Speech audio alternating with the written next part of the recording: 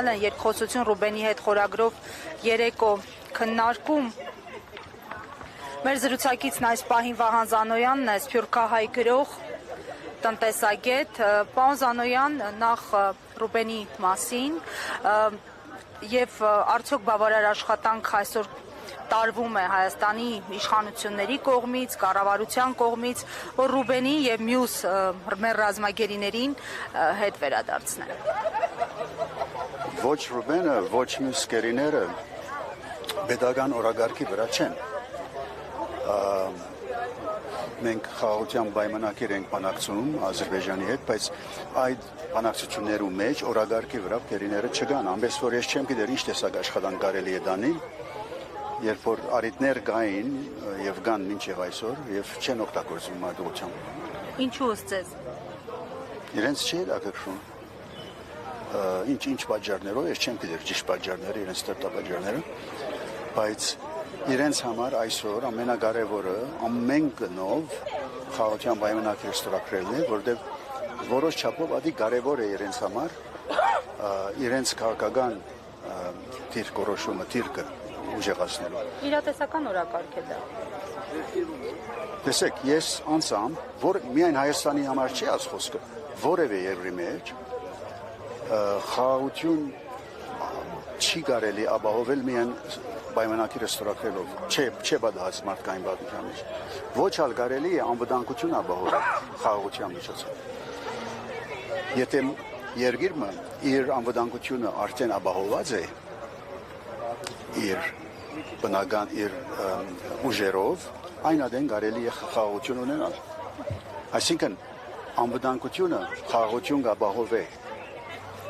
խաղաղությունը անվտանգություն չապահովեր։ Պարոն Զանոյան, որպես սփյուռքահայ գործիչ նաև կցանկանայի անդրադառնալ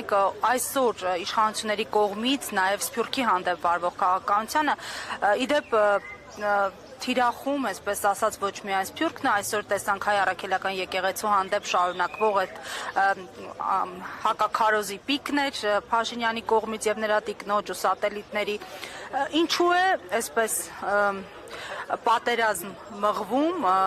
արժեքների, ինստիտուտների դեմ, որոնք կարողանում են բարձրացնել ազգի իմունիտետը։ Տեսեք, այս կառավարության նպատակներ են, նպատակ կամ գաղափարախոսությունները մեկը այն է, որ պետությունը առանց ամբողջական ազգին, առանց Սփյուռքը, առանց այս 29743 կիլոմետրից դուրս ինչ որ գա, ազգերության չի հետաքրքրել։ Իրենք այս համոզում ունին, որ պետությունը նախ եւ առաջ այս միջազգայինորեն ճանաչված սահմաններն են, այս սահմաններից դուրս ինչ որ գա մեր գործը չէ, պատմական Հայաստանը մեր գործը չէ, մեր արժեքները, դադերը, մեր վահանջները եւ այլն մեր գործը չեն, որովհետեւ հիմա ամենակլխավոր նպատակը այս եղածը պաշտպանել է։ Ասի որոշ չափով ինքնախապեյություն է, եթե ինձ հարցնեք, բայց իրենք այդպես են եւ բացառական չեն, այսինքն այս երկրի եղած երկիրը, եղած հայրենիքը սիրելը եւ այս սահմաններից դուրս եղած հայրենիքը սիրելը իրար չեն բացառել։ Բացարձակապես իրար չեն բացառել, ընդհանրապես իրար կամ ռաբմնտեն եւ իրար կամ փոխչացնեն։ Ամենից որ այստեղ դրամապանության մեջ մի լուրջ բաց կա, որ եթե մեկը սիրես, ուրեմն մյուսը պետք չէ սիրես, այստեղ։ Եվ Ռուբենի մասին ասում են նա անազատության մեջ Բաքվում ավելի ազատ է, քան Հայաստանում ազատ գտնվող շատ անձինք։ Ինչպիսին է նրա կերպարն այս օրերին, հա, որպես այսպես դրա յուրաքանչյուր գրառում, այսպես հույսի շող էր արթնացնում, թեև նա շատ ծանր պայմաններում է։ Դրա վերջին շրջանի արցախյան գործունեությունն էլ հաշվի առնելով, ինչպիսին է նրա կերպարը մեզ համար, հա, ինչպիսին պիտի լինի։ Ես չեմ հասկանում ինչպես Բաքվի պանտում ավելի ազատություն ունենա, քան այստեղ ազատ մարդ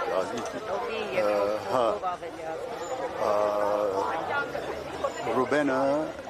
իմ ջանչած Ռուբենը, որ շատ մոդեն ջանչնա, համարյա չէ փոխված, այդ ուղերձներում մեջ ամեն մի միտք, որ գա, ամեն մի հայտարարություն, որ գա, արդեն մենք առանցին ինքը չպանդարգված մենք քննարկել ենք օրերով, ամիսներով, տարիներով քննարկել ենք։ Ես այդտեղ նորություն չեմ տեսնել։ Այդ բոլորը կարող է որ բանդից ուղերձու արգած է, բայց բանդի մեջ մտահղացումներ չեն անում, բանդի հետ կապ չունին այդ իմաստով, որ այնտեղից բանդն է իրեն այդ խոսքերը ասելով։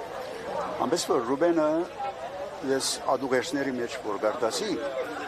իմ գիտած Ռուբենս է ճիշտ, չէ փոխված, հակառակ որ 2 տարի ատտաժան պայմանների տակ ապրած է, չէ փոխված, չէ թույլ տված, որ իր մտքին հետ խաղան, եթե ադսել գուզեք, այո, այդ կողմանը ինքը չէ արդոնած,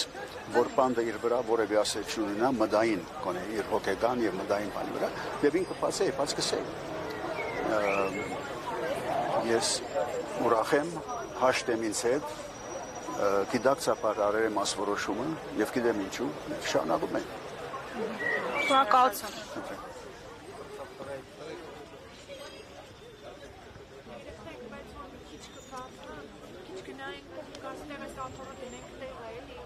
Չէ, խոսացին մեր ջան, նորմալ է։ Հա։